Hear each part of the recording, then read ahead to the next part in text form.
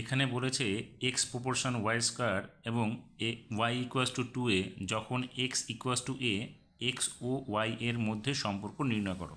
তাহলে আমরা কি করব, এই অংশটা নিয়ে নিচ্ছি এক্স প্রপোর্শন ওয়াই স্কোয়ার, বা আমরা লিখতে পারি এক্স সমান চিহ্ন কে ইন্টু ওয়াই স্কোয়ার। এখানে আমরা এটাকে 1 নং সমীকরণ ধরে নিচ্ছি এবং এখানে কে হচ্ছে ধ্রুবক, অশূন্য ভেদ ধ্রুবক। তাহলে আমরা এবার কি করব, এখান থেকে কে এর মানটা বের করব। এক্স এর মান কত দেওয়া আছে, এক্স এর মান দেওয়া আছে এ। তাহলে আমরা এখানে লিখব a equals to k into y এর মান দেওয়া আছে 2a।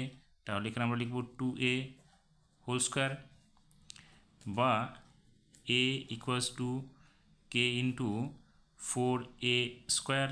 বোথ সাইড থেকে এ চলে গেলে তাহলে কী থাকবে, এখানে 1 equals to k into 4a, বা কে ইকুয়াস টু কী থাকবে, কে ইকুয়াস টু হয়ে যাবে 1/4a। তাহলে এখানে আমরা কে এর মান পেয়ে গেলাম। এখন আমরা কি করব, কে এর মানটা 1 নং সমীকরণে বসিয়ে দেবো। তাহলে এখানে আমরা কি লিখব,